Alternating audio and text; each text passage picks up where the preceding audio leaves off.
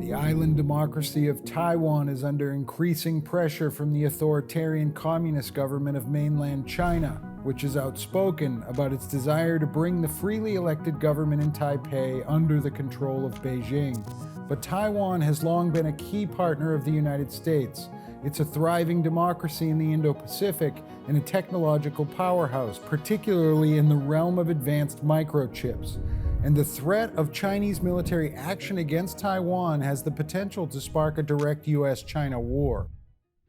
I'm Guy Taylor, National Security Editor at The Washington Times, and for this edition of the Threat Status Influencers series, I'm joined by the Taiwanese government's top diplomat in the United States, Ambassador Tah-Ray Yui, who has invited my team here to Twin Oaks, the historic mansion in Washington, D.C., held by Taiwan as a center of the island democracy's cultural, diplomatic, and economic presence in America.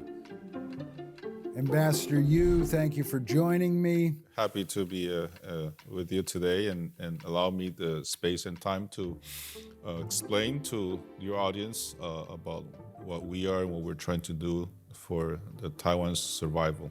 Let's jump right into this. There's a great deal of U.S. national security discussion about China's direct cross-strait threat to Taiwan, but China is more broadly waging a global campaign of coercion aimed at preventing other countries around the world from recognizing Taiwan's democracy. You've previously served as an ambassador of Taiwan in Latin America, one place where that's occurring. It's also happening very prominently at the United Nations, where Beijing is essentially trying to block Taiwan from participating in any UN activities. Can you help unpack that for me? Does Taiwan want to be a member of the United Nations, and how and why is China trying to block that? 1971, General Assembly 26, Resolution 2758, whereas that resolution dictated that the seat of China was to be given to the People's Republic of China. So prior to that, my government, Republic of China, was at that seat since 1945, since its inception of the United Nations.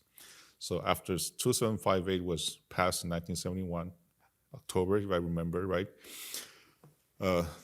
PRC sat on the United Nations seat, including one of the permanent five.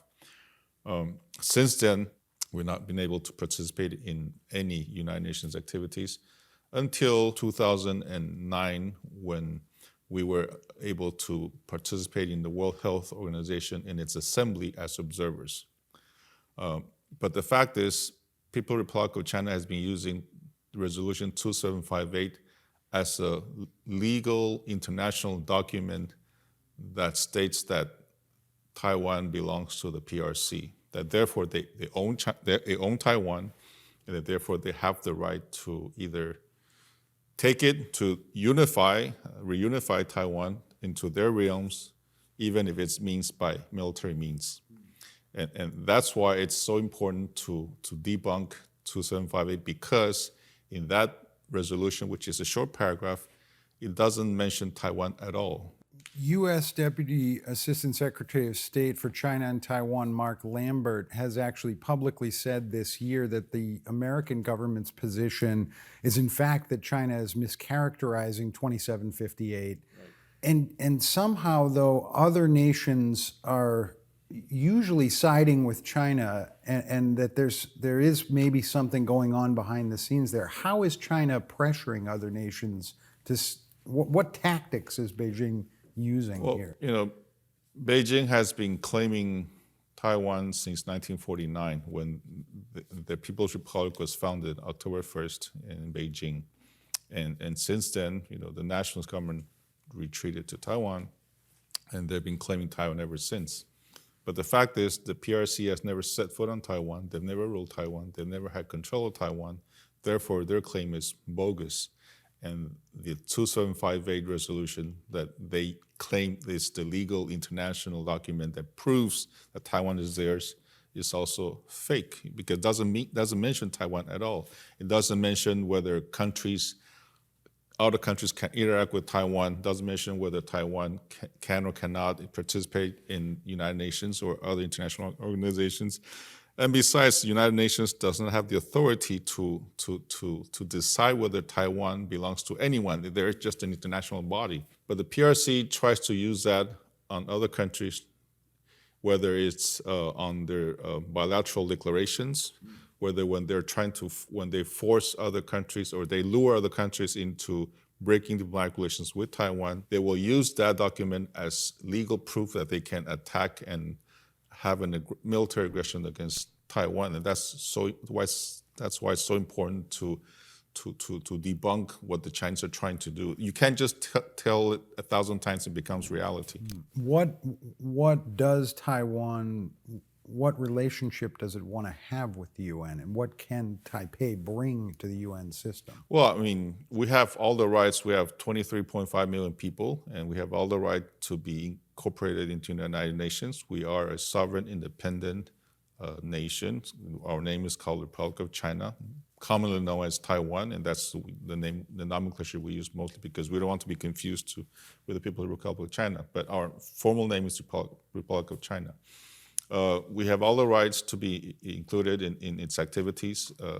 We have been collaborating. We've been contributing to world, advancement. And Taiwan leads in technology, so we can be.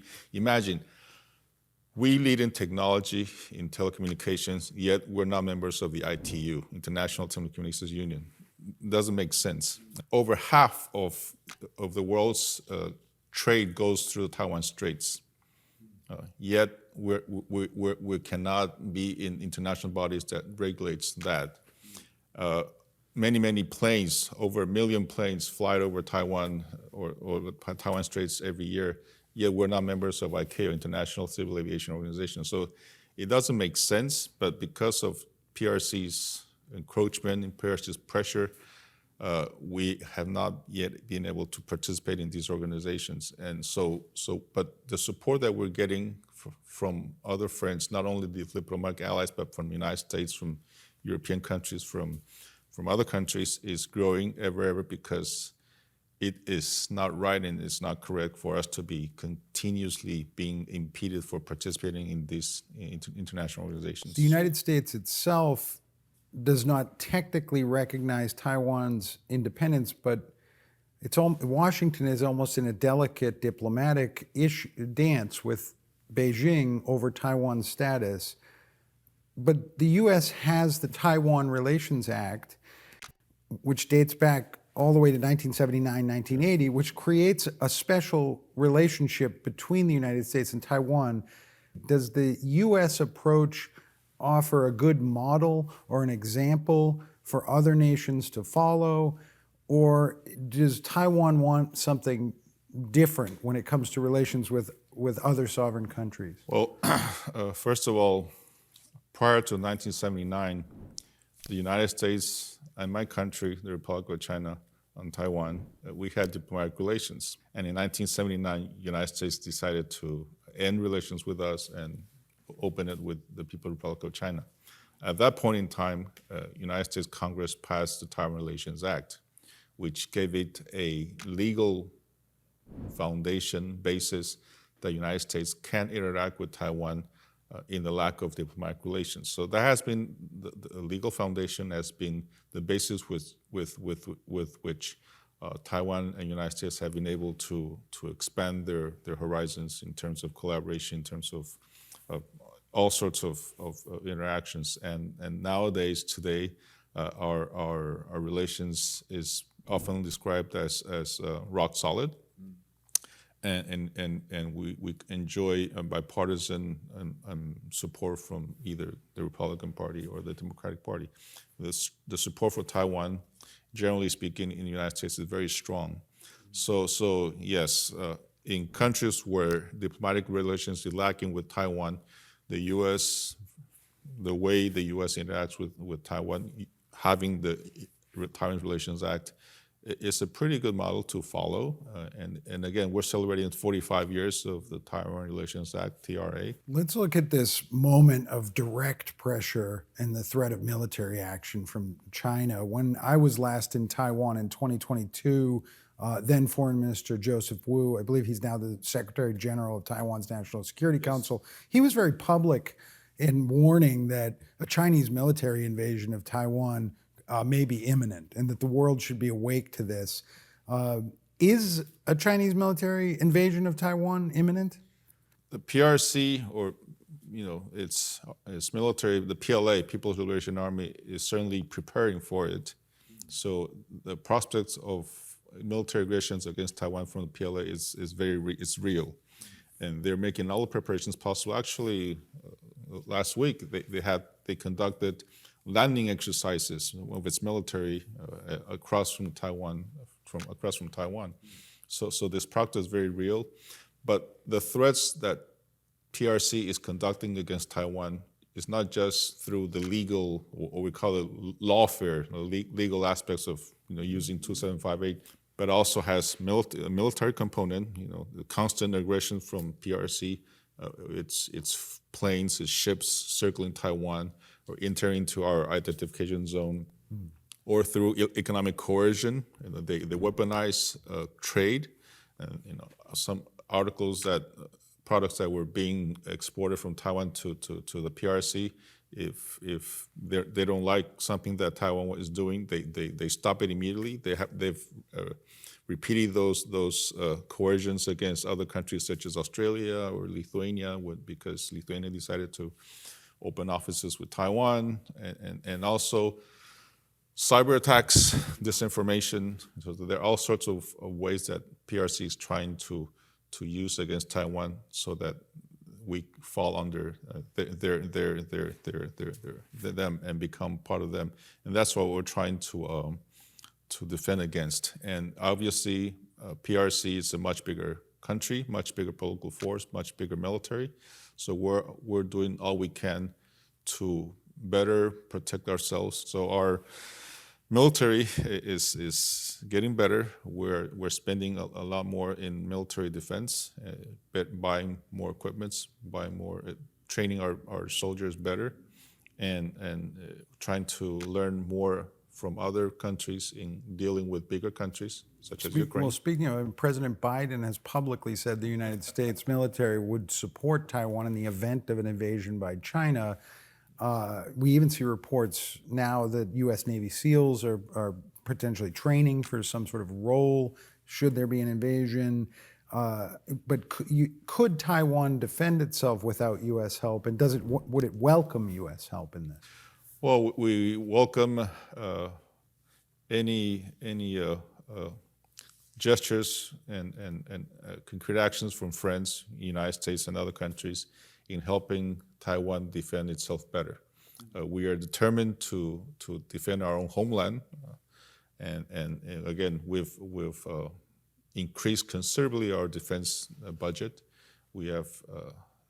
We've purchased big amounts in terms of military hardware and equipment, and we've also are training our military personnel better, and also at the same time putting more effort in terms of our whole of society resiliency, for our civil defense, to preparing our civilians to face situations where they may be under attack. And also, for example, energy resiliency, food resiliency. So we're taking a holistic approach to prepare ourselves for this possible aggression from mainland China. Any help that we can get from friends is welcome, but we're determined that this is something that we have to do ourselves, just the way other countries are doing, again, Ukraine. If the United States were to publicly invite Taiwan's military to participate in joint exercises of some kind, RIMPAC, there are other joint exercises with U.S. allies in the region, how would Taiwan's government respond to that? Well, again, any gesture, any actions that would help Taiwan better defend itself is welcomed. again, we're facing a very large opponent. So how to face that, using asymmetric warfare tactics, how to counter the possibility of an invasion force, a landing force, into Taiwan shores by way of technology, by way of better preparedness are things that we are always constantly preparing. So again, any actions, any that are conducive to that, we welcome it. But the importance is not only the military aspect, but also the other aspect is making sure that the other side knows that if they want to attack Taiwan militarily, they will not get away with it, or they cannot win by trying to attack Taiwan. And therefore, the voices from our democratic partners, United States, from Europe, from other countries, is important. And when they voice in G7 announcements, in bilateral declarations, when they speak about the importance of keeping the Taiwan Straits, stable, peaceful, maintaining the status quo, that no party can unilaterally change the status quo of the Taiwan Straits by military actions or economic coercion, is very important, because it lets the other side know that Taiwan is not alone, that other countries do care about what's going to happen if an aggression is to be done by China into Taiwan. Ambassador Tah-Ray Yui, thank you so much for joining me for this edition of the Threat Status Influencer series. Very interesting. Thank you, sir. Incredibly insightful. Thank you. I'm Guy Taylor. Until next time.